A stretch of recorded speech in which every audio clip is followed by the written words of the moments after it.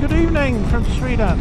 This is the Swinglishman and it's the 1st of September and it's just gone 4 o'clock, and why not go out for an evening ride around the back lanes. A bit windy, so I have to apologise if the sound is a bit rough,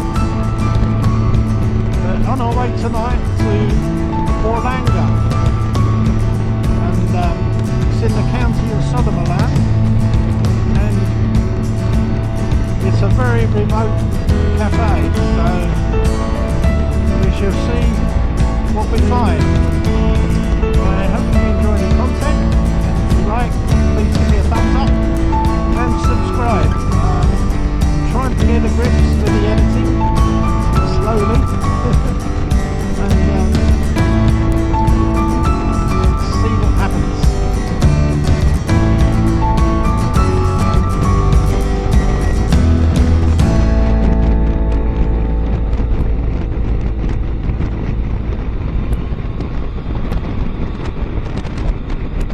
Hopefully we're back again. Right, this Borlänge is about 18 kilometres from here. I turned off because didn't have much to say. I'm on my Triumph Tiger 1050. Quite a good bike, very comfortable. What would I say to people wanting to buy one? Well, they're a little bit top heavy, although they're not a heavy bike. I know it sounds a contradiction.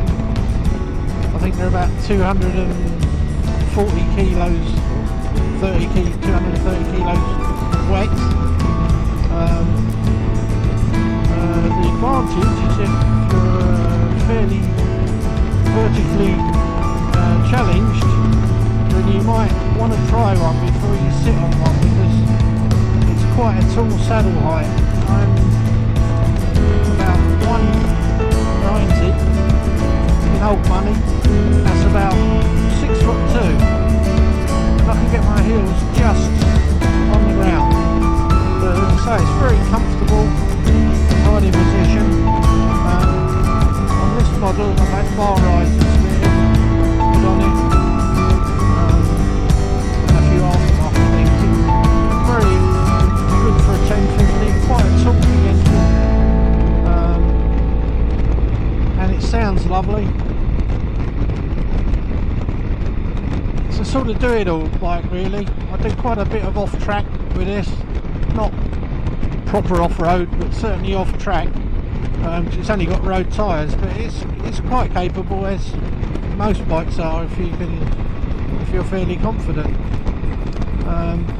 Perfect country to do it in, because Sweden has absolutely thousands of off-road tracks, so you know you can't get a better place than doing off-road.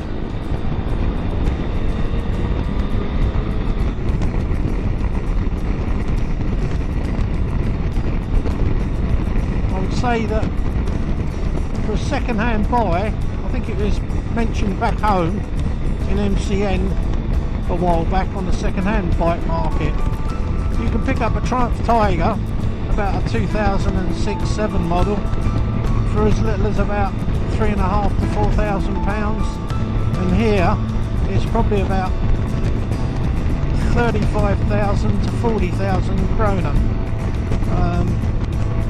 A lot of bike for your money really. I think they're quite a nice looking bike. It's not an off-roader, it's not a road bike, it's a bit of a do-it-you-all. It's quite good, the handling on it. You can certainly bang it through the corners. It seems to sit on the road very well. Very comfortable suspension. It's got adjustable front forks for preload and damp, which is a nice addition. The back standard unit I find a bit soft, even though it's on a hard setting. I weigh 105 kilos, so if you get two up, you can get a bit bouncy. But bearing in mind it's done 40,000 kilometres nearly now. It's probably could do with an upgrade on the back, but for normal riding purposes it's fine. This place we're going to tonight, it's a very remote place. If you didn't know of it, you probably wouldn't find it. It's just sort of one of those places you might stumble across. It's a really nice little cafe, and because it's September now, I'm trying to get the rides in, because in Sweden, as you can imagine, the weather starts, the evenings start getting really cold, and as it's getting near the end of the season, I want to get a few more rides in before I have to lay the bike up. In October, evening temperatures can be in the minus region, no problem. On 2 wheels, obviously, that's not really that good for obvious reasons. But a beautiful evening today. The sun's out, and the temperature I think was about 24 degrees. So all in all, nice for an evening blast. Don't know how many bikes are going to turn up at this meeting, but we shall see. Always a bit wary in the evenings, you've got to watch for the wildlife.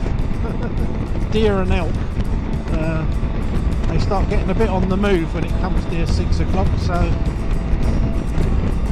if the screen goes blank, I run out of luck.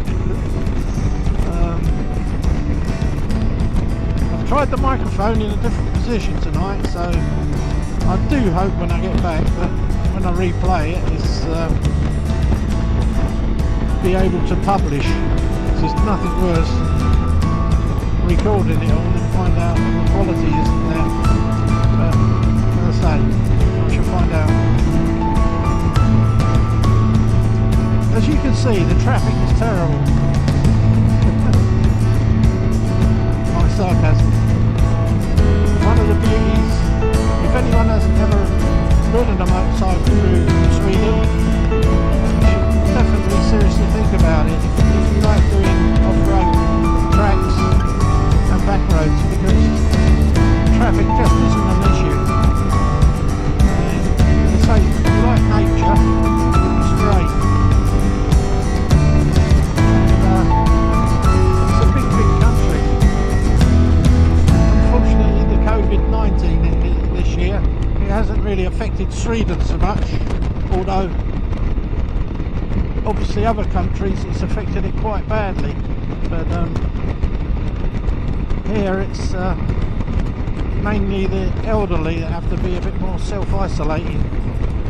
And unfortunately that includes me, because I suffer bad with asthma, so although I'm fairly fit, it's something you don't want to provoke, so I tend to keep away from big crowds.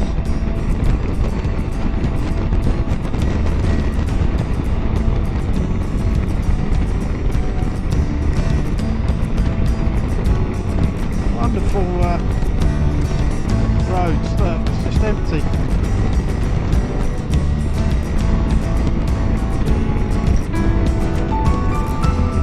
I often look at some vlogs on YouTube from back home. The last time I was riding in England, I think that was about 5 years ago. I just couldn't get out over the amount of traffic there. It's really, really heavy. It shocked me a bit, really. It's surprising.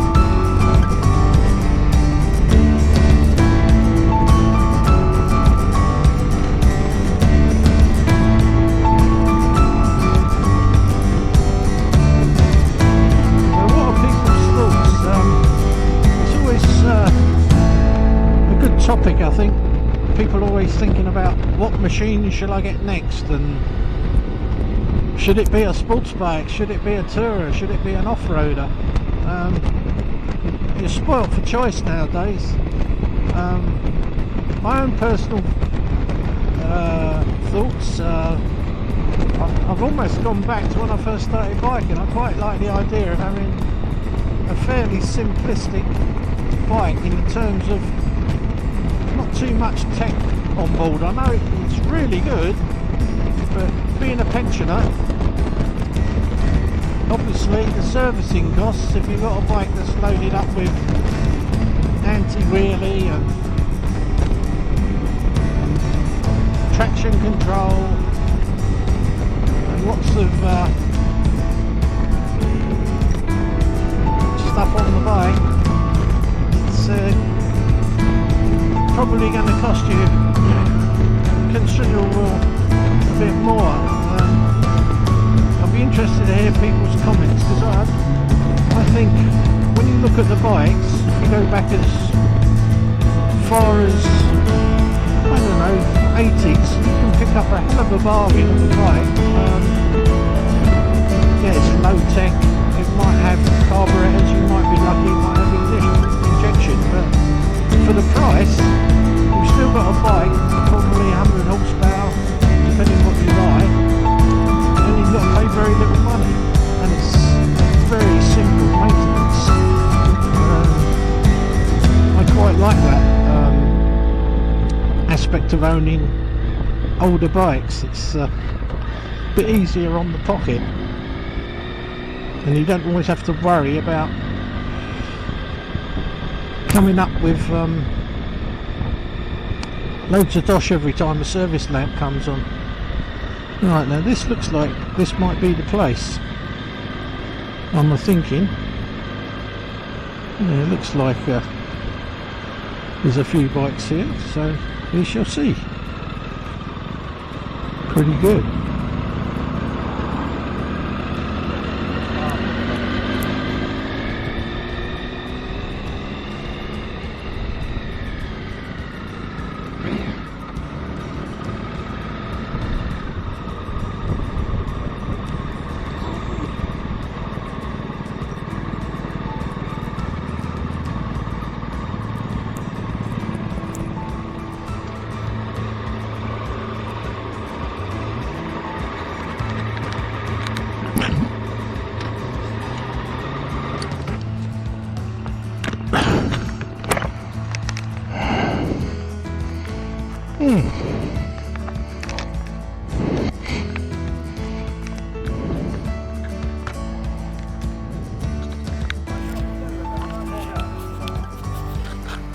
Right, up to this meeting tonight, and it seems to be quite a good turnout for September. See here.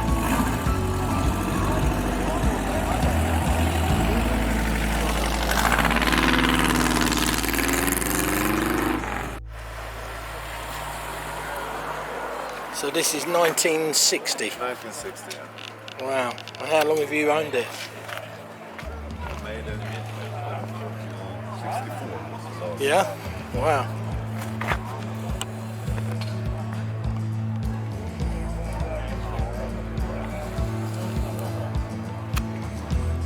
The place I went to the other week, it was a 1923, I think it was. Oh yeah. Harley. Detail of the sea. Yeah. This looks like a last year, I think. Yeah, the other model, the bigger one. Ah, yeah. Before this one. Wow. You see there's a Triumph down there, a T120. Yeah. I had a 64 Bonneville.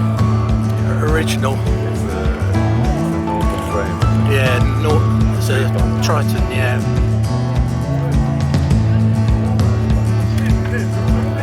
There's quite a few people here tonight.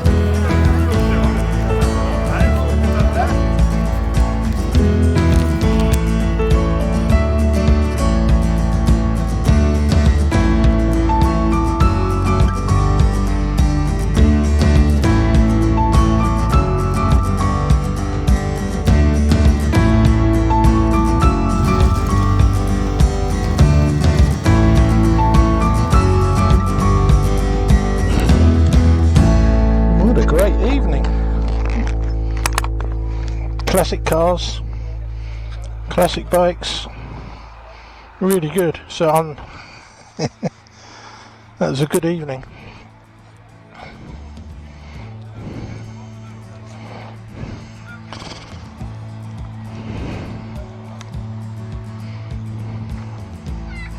Coming to an end.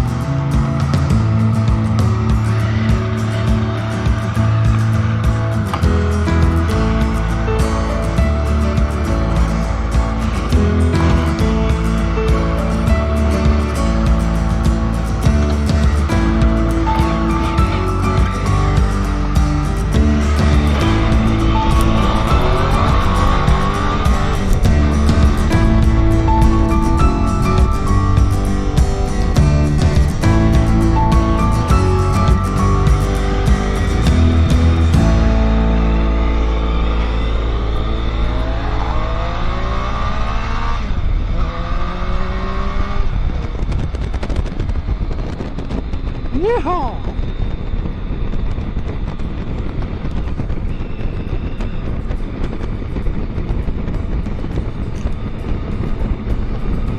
What a great night.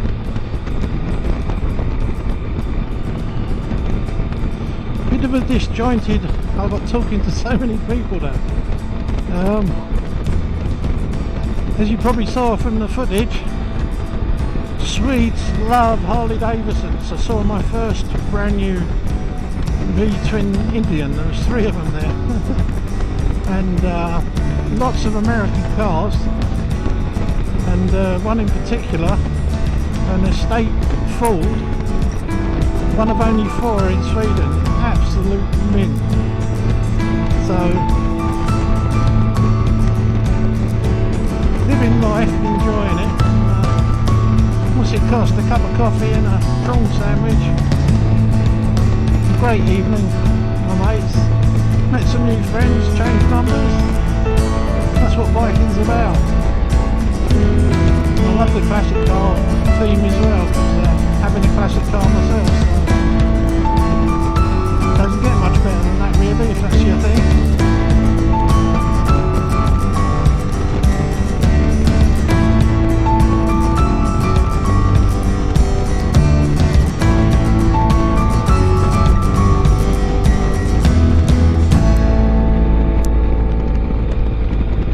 Now 6:30 and sorry, a lot later than that, more like 8 o'clock I think, and we're having to drive a little bit steady now because this road in particular has a lot of wildlife runs of elk and deer, and you definitely don't want to get up against one of them because they'll wipe you out. So I'm looking more at the sides of the road than I am at the road, because the bloody elk are massive, the same as the deer, and of course, not to forget, wild boar. So if you ever ride in Sweden and you're new to the country, if it's early morning or you come in sort of after 6:30, 7 o'clock, keep your speed down if you're on a road similar to this, which is more rural, because you will see them, and if you're getting a lick on, it could wipe you out, and I'm not exaggerating, they are big. So I think we're sitting about 90k or 85, something like that, which is all I want to do, folks.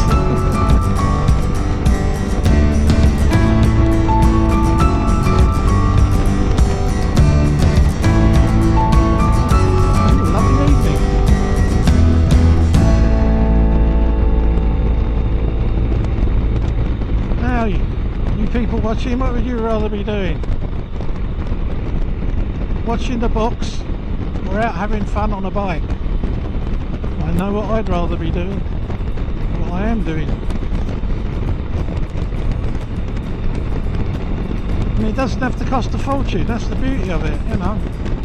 I mean, I'm a pensioner anyway, and yeah, I have to watch the pennies a bit, but at the same time, a little bit of gas, coffee and a sandwich or something. You don't even need to do that if you don't want to, but really good evening, and as I say, I made a couple of new friends and the time just flew. So I'm on my way home now,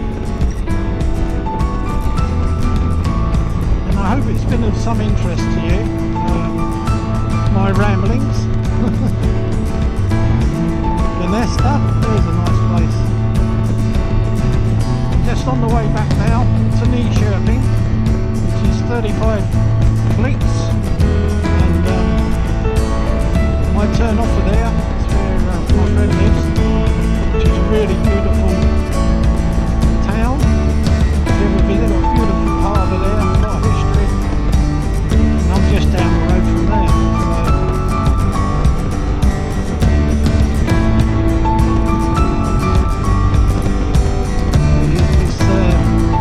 Motorcycling is definitely an addictive thing, and I think once it gets you, it's a lifestyle. As I say, I've been riding bikes since I passed my test the first week after my birthday, and I've always been on bikes, and I'll probably always be riding bikes until I can't. It's just, every time I get on it, it's just, driving a car just doesn't compare. No comparison for enjoyment. I mean, I enjoy driving a car, but it's just a totally different experience. You know, it's something that definitely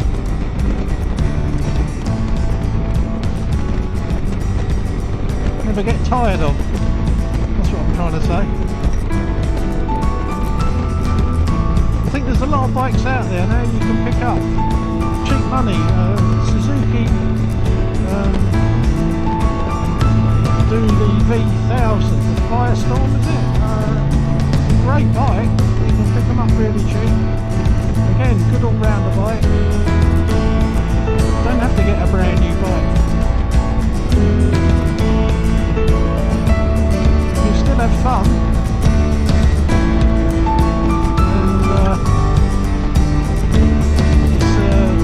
Amazing to see that Royal Enfield was the biggest selling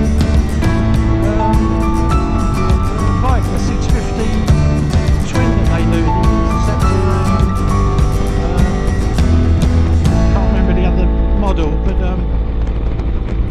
you know, for the price, it's a lot of bike for your money, and yeah, it hasn't got fancy electronics on it, but it's got all you need: ABS, good power plant, you do legal speeds happily and above, and lovely looking machine. I think I really cracked the look of it, and they've obviously proved it by the amount of units they've sold. Yeah, for sure it's not going to be the quality perhaps of a BMW or a Triumph, but you know, it's in the price, but you can still customise it to how you like it. So I always say to people, you know, it's just about enjoying yourself, and a bike that you may choose might not be what someone else is choosing. It's to what you want the bike for. You might just want to go out for a odd Sunday run for an hour, evening in the week, and that's it. And another person might want to do continental touring on holidays or adventures around Europe or further afield. You can do it on any bike. You don't need to have, you know, the most expensive bikes out there. You can still have fun on a £3,000–4,000 bike. You don't have to spend a arm and a leg. You've got the money.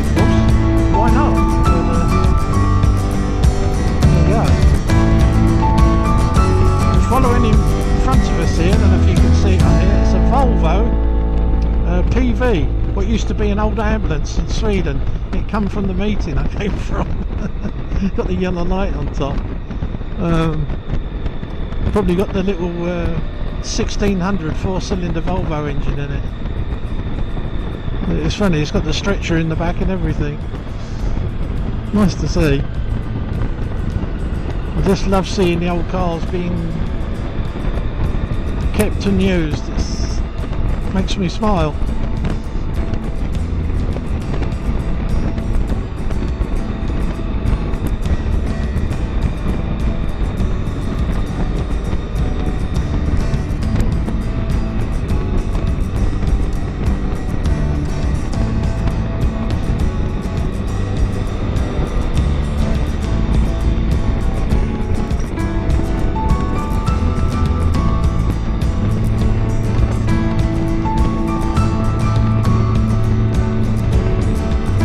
Get a better view before I pass this one, just to make sure. There's a big mother. Don't want to get in the way of that thing. Pulling a few trees down. There we go.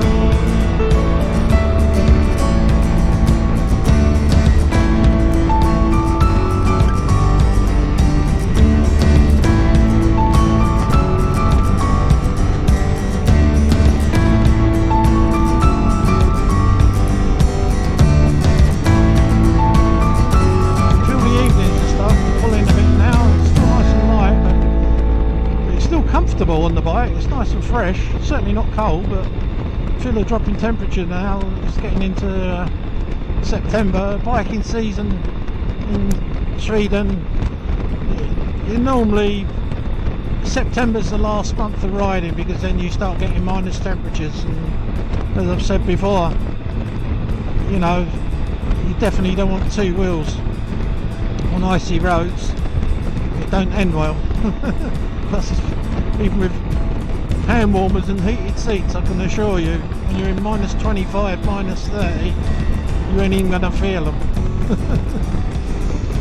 So best knock in the garage and do another hobby. Classic cars. Yeah, again, it's a bit seasonal out here, so you don't want to use it on salted roads, so I tend not to use mine, only in the summer.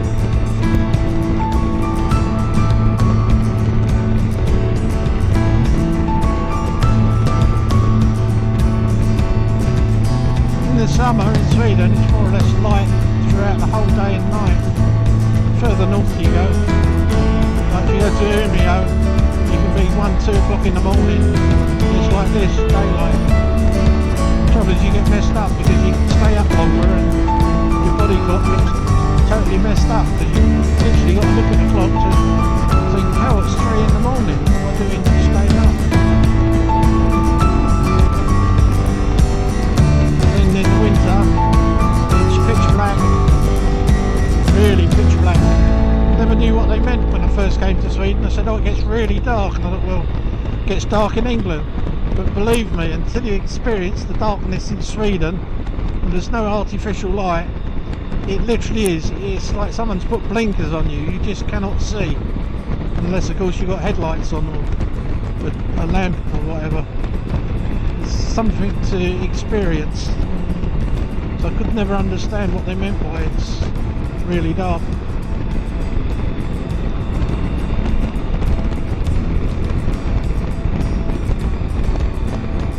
One of my friends lives down here.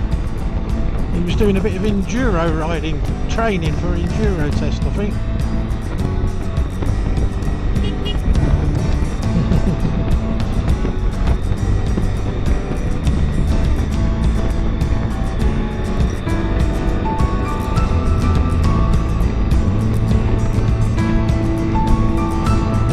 Charging's going well, 14.2 volts. That's something I put on, I always like to know. If it don't charge, I don't want to keep riding, because out here you can be in a really isolated area. And if the weather's not good, you'll be ready. So as long as that's on the plus side, and I'm okay.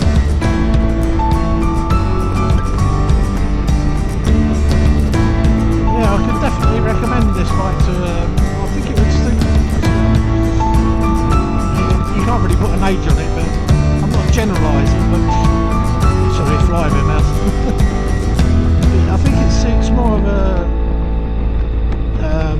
experienced rider in the sense that they've had the sports bikes, like myself.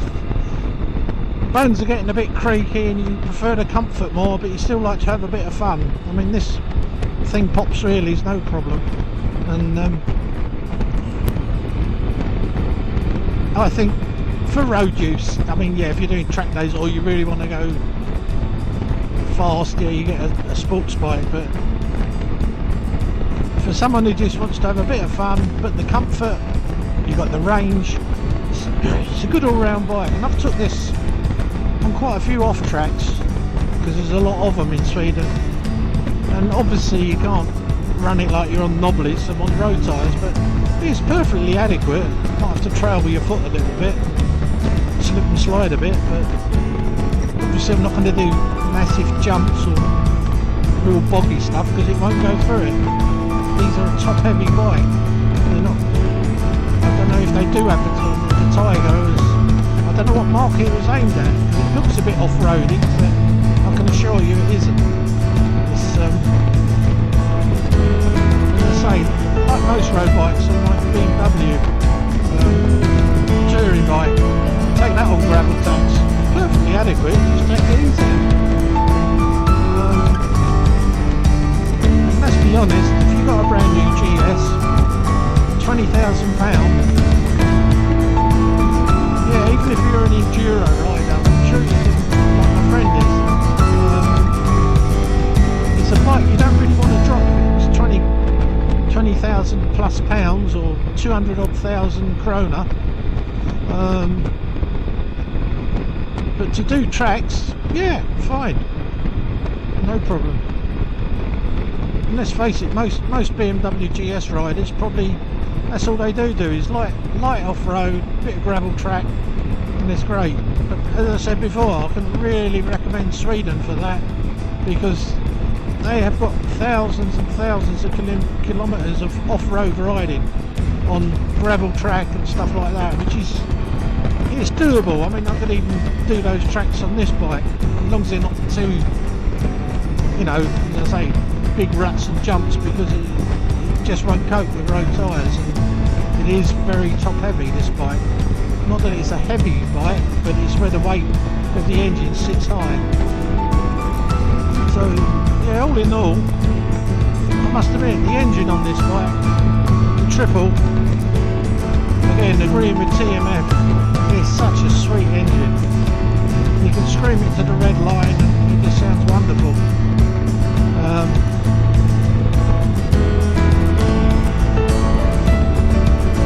I must admit, my next bike, I'm quite looking forward possibly to getting another flat twin Beamer.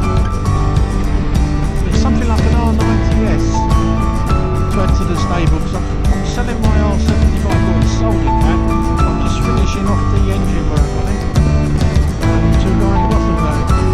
So with that bit of cash I get from that, I'll put that towards another project.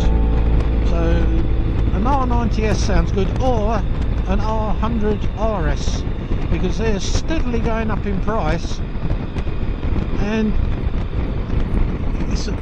I like the simplicity. 2 carbs, 2 plugs. I mean, literally you can change your piston and rings and the barrel at the side of the road. I mean, what tools do you need on it? Like very little. C-spanner for the exhaust ones to undo, but I mean, you get the point. The engineering of it is very simple. Whereas on a modern 4-pot or a 3, you've got to take the tank, you've got to strip down quite a bit just to get to the part you want to on the bike. But it's all down to what you like. I mean, I drove my friend's bike in front, the 1250. He's got an R1250R. He's thinking of buying the GS because he had a GS before that, but the 1250. But that one in front, the grunt on that engine is unbelievable. It's a bit of a missile, really. Bearing in mind it's only a flat twin with the camshaft on it, where it changes the profiles. But yeah, it's got a quick shifter, and that goes like a scalded cat. I'm sure there's bikes that are quicker, but you're talking, you know, hundredths of a second possibly. significantly quicker than that in some of them. But it carries the price tag. That's the thing that would put me off, because if you get one that's fairly new, I mean, yeah, I do the mechanics myself, but straight away I'd lose a lot on residual value because it hasn't got the dealer's stamp. So that's why these days, and plus my riding stuff, I don't go so crazy now. The idea of having something a little bit more classically is for the simplicity that you haven't got to worry about service lamps and stuff. It's just oils and filters and valve clearances and timing. It doesn't get much easier than that, really. So, and you know, I like the look of the older bikes, and they hold residual values. Well, in fact, they go up in price. So I just think, yeah, why not?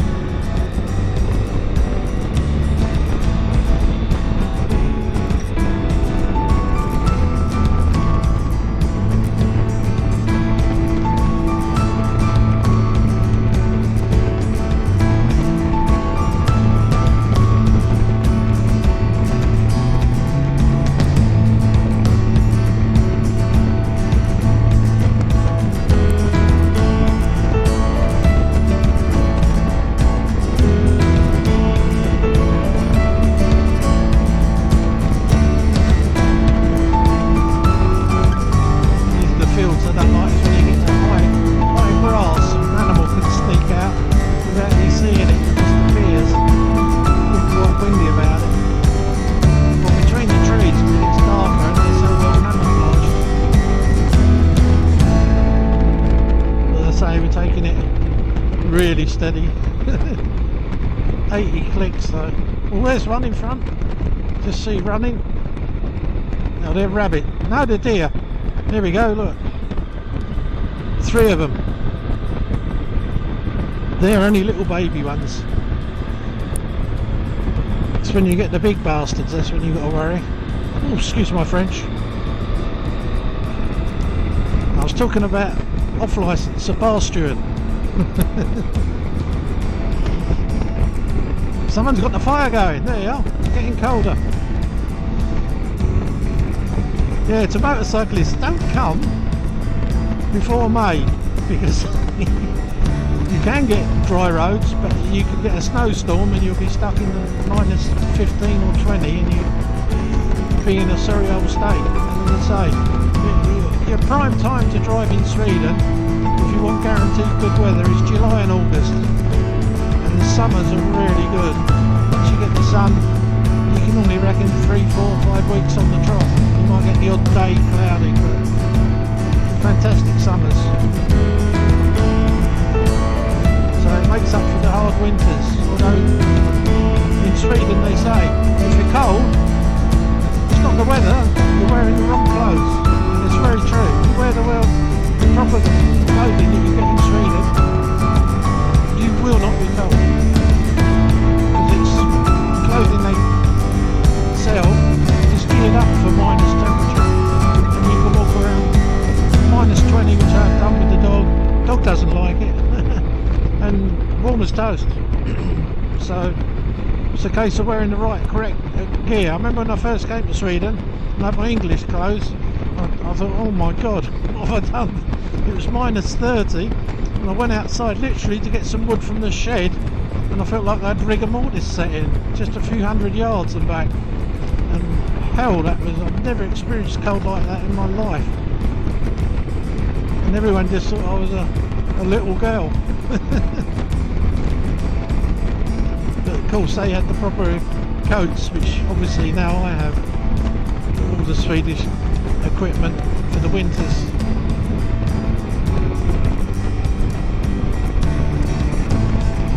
Be interesting to hear viewers' comments on what bikes they have, what they use them for.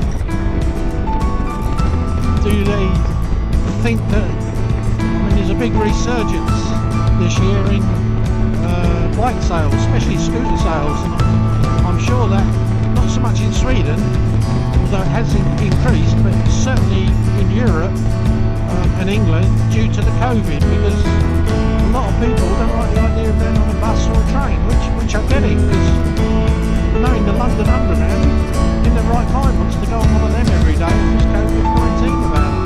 So if people are looking at it, it's cheap to buy a scooter, probably cheaper than a year's season ticket on the train, and you've still got a scooter at the end that you can sell if you wanted to. So I'm sure that's part to do with it. How many viewers have actually seen some of these blogs like Itchy Boots, who at the moment she's in Iceland?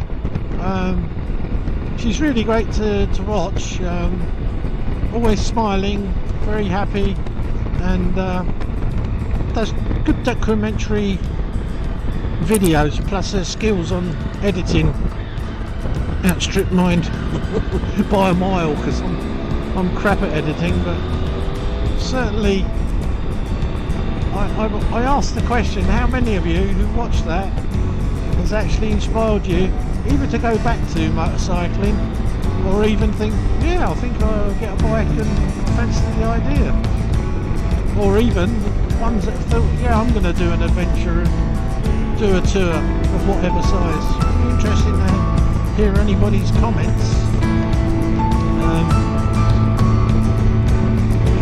if they've actually done it.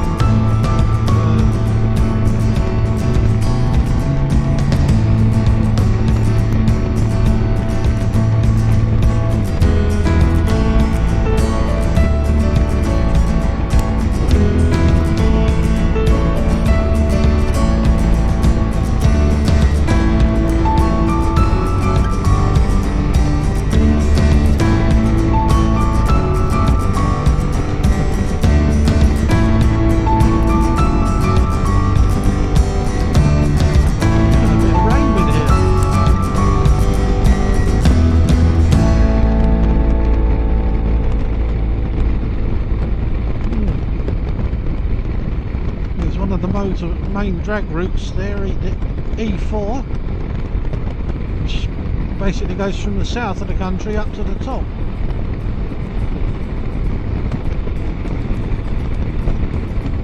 This is the old E4. These are the roads I like, they're just good fun.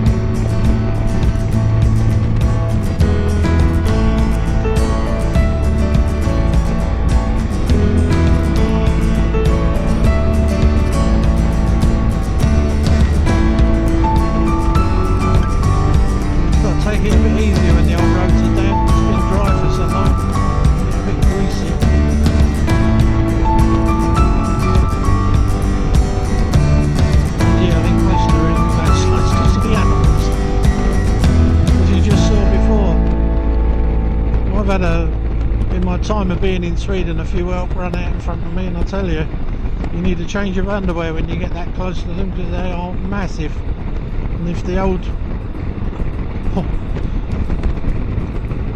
antlers get you, they stick right through your body. They're massive things on them.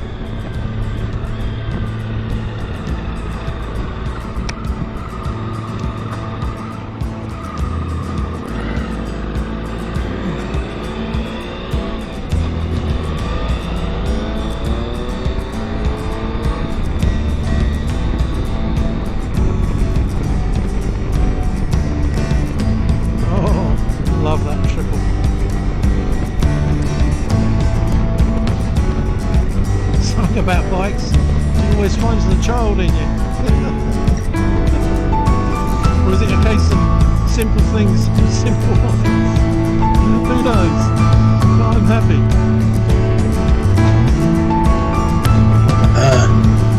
one. enjoying my vlog, Damn fly. thumbs up, subscribe if you possibly can, and hopefully see you in the next one.